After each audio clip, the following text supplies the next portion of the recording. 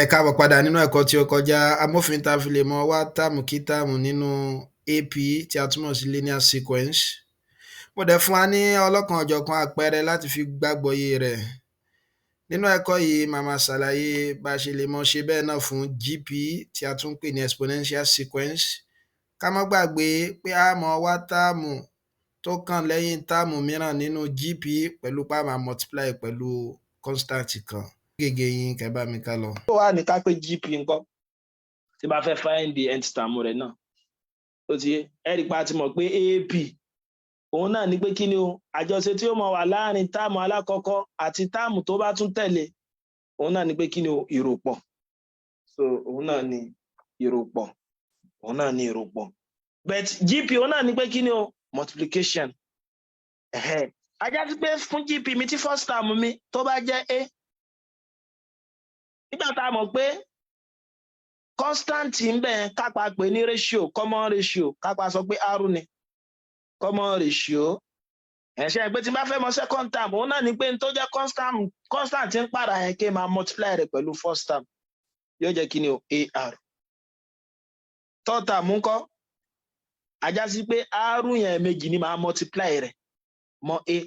yóò mọ̀ jẹ́ ar square so yóò wá bó ṣe jẹ́ ẹ̀sán pé tá a bá ní 2 4 8 16 kí n tó mọ 2 yìí mo multiply 2 pọ̀ mọ́ 2 ló fi fún mi ní 4 mo tún multiply 2 pọ̀ mọ́ 4 ló fi fún mi ní 8 ajá sí pé 2 mélòó mo multiply pọ̀ mọ́ 2 tó fi fún mi ní 4 2 lẹ́ẹ̀mejì tí ń ṣe 4 so tí yé bá fourth term bí báyìí yóò mọ jẹ́ kí ni o ar raised by 3 sẹ́ǹsì àkíyèsí tí n bá ní fourth term r raised by 3 fifth term ńkọ́ ar raised by 4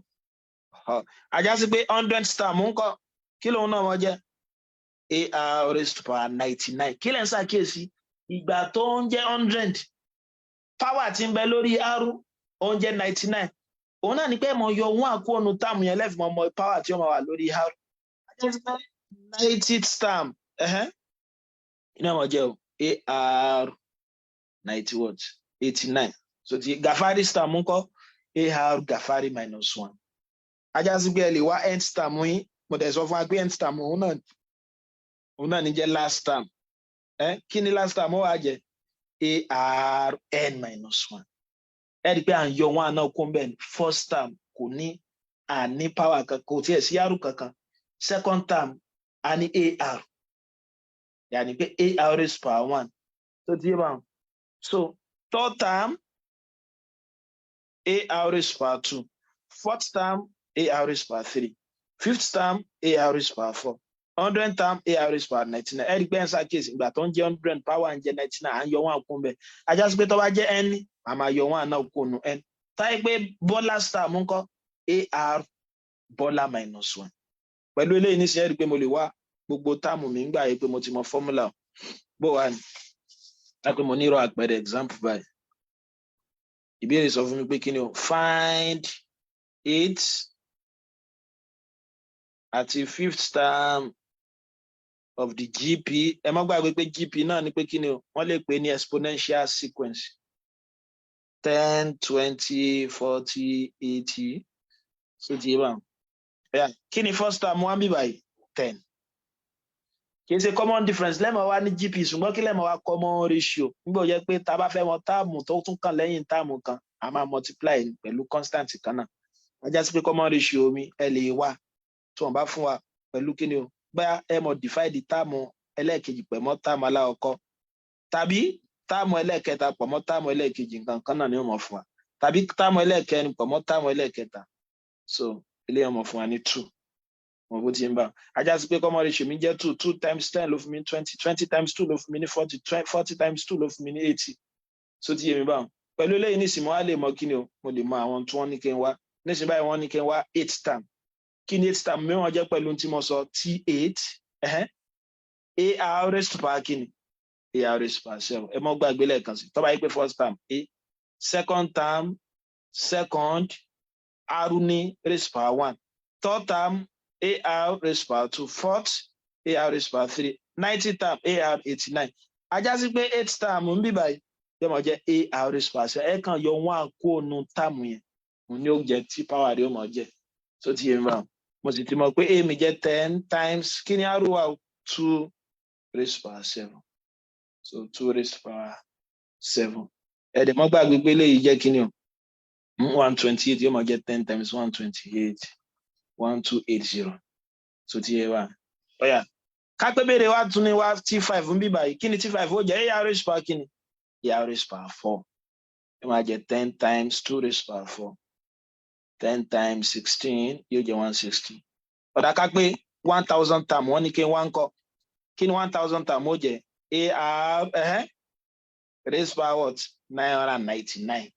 so ti yóò máa jẹ́ 10 times 2 raised power 999 so ẹ̀rí pé kò ṣe kí ni ẹ̀rí pé kò lè rárá ẹ̀rí pé kò lè rárá ọ̀yà ẹ jẹ́ tún fún alápẹẹrẹ mi wọ́n ní the third term of a GP is 45 and the fifth term is 405. Find the GP if the common ratio is positive. So if the common ratio is positive, kí ni GP yẹn máa jẹ́ the common ratio bá jẹ́ positive. Láti ṣe léyìn náà kò ṣe kí ni o láti ṣe léyìn náà kò lè rárá o bó máa ṣe ẹ mọ́ dára yín láàmú wọ́n ní the third term of a GP kí ni third term ó mọ jẹ́ ẹ mọ́ dá kí ni third term pẹ̀lú àlàyé tí mo ṣe ar raised power kí ni raised power 2 so ti yé is mo ní tẹ́ bá ti sọ gbọ́ is kí ni is túmọ̀ sí equals to 45 and the fifth term kí ni fifth term ar kí ni o ar raised power 4 mo ní tẹ́ bá ti ní term yẹn tẹ́ bá fẹ́ mọ power tí ó máa lórí ar ẹ̀ mọ yọ 1 kún bẹ́ẹ̀ 90th term ọmọ jẹ́ ar raised by 89 so ti is equal to 405 so ti yé wa a gbé mo ti ní equation 1 mo ti ní equation 2 mo fẹ́ wá a àti r ajá sí pé máa tún solve simultaneously náà so ti àdìṣeré eléyìí náà lẹ́ẹ̀kan kí lẹ lè ṣe ẹ rí i pé ẹ ní hard ẹ ní divide nígbà tí eléyìí ṣe linear so ti yé wa intel lè ṣe nígbà ní pé divide mo lè sọ pé divide tó bá yẹ pé gp tẹfẹ mọ a àti r yẹn mọ divide tó bá yẹ pé ap ẹ mọ ṣe kí ni ẹ mọ hard tàbí ká subtract so tí mo lè ní divide 2 by 1 yóò máa jẹ ar raised power 4 divided by ar squared 405 divided by 45 so tí yẹn bá eléyìí ó gélé 2 yá 1 2 yá 2 kí ni mo nílẹ̀ r squared is equal to ọ̀yà kí ni 405 so 5 lè lọ mí by 9 81 9 yá 1 9 yá 9 ajá sí pé r square mi jẹ́ 9 r mi ọmọ jẹ́ kí ni o plus or minus square root of 9 tí n ṣe plus or minus 3 bèbèrè sọ fún wa pé kí ni o find the GP if the common ratio is positive tí common ratio mi bá jẹ́ positive ajá sí pé bùkátà kí n mọ mú negative mọ́ r mi ti jẹ́ 3 mo lè mọ a mi o mo lè ní put r is equal to 3 in any of the equation ká pé equation 1 kí dẹ̀ ní equation 1 mi ar square is equal to 45 yóò máa jẹ́ a3 squared is equal to 45 àbí yóò jẹ́ kí ni o 9a is equal to 45 àbí a mi ó máa jẹ́ kí ni o 45 over 9 tí ń ṣe 5 ajá sí pé a mi o 5 ni o r mi jẹ́ 3 wọ́n á ní kí n wá kí ni kí n wá tí gp yóò mọ̀ jẹ́ ẹ̀dẹ̀ mọ́ gbàgbé pé gp wa náà ni pé a àbí first term jẹ́ a kí ni second term ar kí ni third term ar square kí ni fourth term ar raised power 3 àti bẹ́ẹ̀ bẹ́ẹ̀ lọ ajá sí pé tí gp mi yóò mọ̀ jẹ́ mo lè substitute àwọn arákùnrin yìí yóò mọ̀ jẹ́ 5 times 3 5 times 3 squared 5 times 3 raised power 3 so tí yóò máa jẹ́ 5 15 45 kí ni 27 times 5 5 3 135 ẹ pé gp ń tẹ́ bá ṣàkíyèsí common ratio kan náà ló ṣe kí ni ọlọ́wà láàrin wọn bóò ní eléyìí nǹkan wọ́n ní ilé gp nínú gp á ti mọ ronú sí o pé kí ni o tá a bá fẹ́ mọ táàmù tó kàn lẹ́yìn táàmù kan máa multiply pẹ̀lú constant tàbí wọ́n ní the second and fourth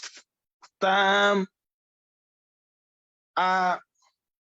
0.04 and 1 respectively.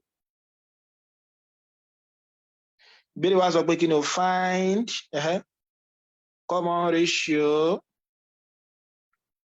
Number 2, first term. In a GP, ìbéèrè jambu náà ni o. Find what? Second. The second and fourth term are 0.04 and 1 respectively. Tẹ́ bá ti gbọ́ respectively ń pé alákọ̀ọ́kọ́ tí wọ́n kọ́ dákọ̀ bí báyìí, òun náà ló ní eléyìí. Ẹlẹ́ẹ̀kejì, òun náà ló ní eléyìí. Kí ni second term GP? Kí nù? AR.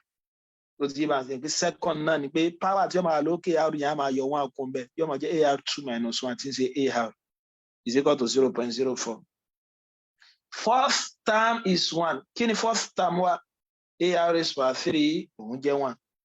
So ti bá ìbéèrè wa ni ká find the kí ni o common ratio tí ń ṣe R wa ká dẹ̀ find the first term tí ń ṣe A wa. So ti so láti ṣe eléyẹn náà kò ṣe kí ni o láti ṣe kò le rárá. Kí máa máa ṣe ń bẹ̀ òun náà ni pé kí ni o eléyìí máa divide rẹ̀ over 4.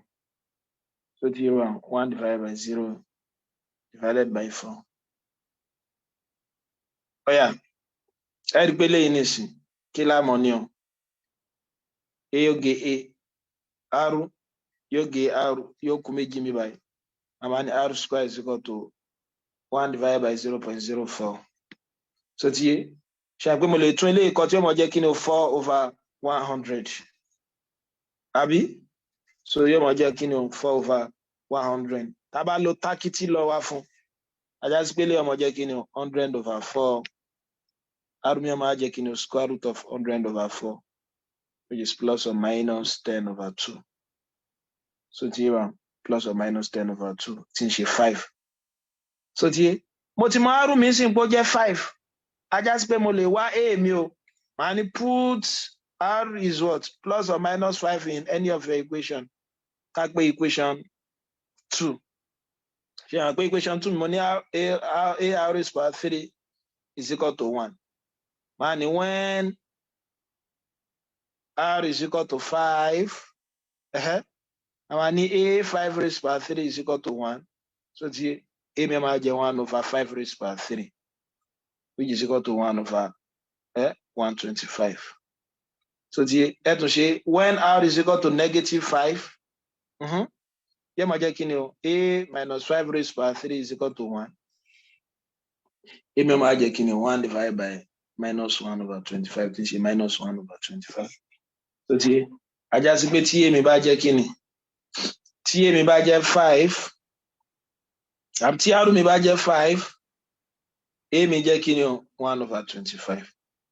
So 1/25 eléyẹn náà ni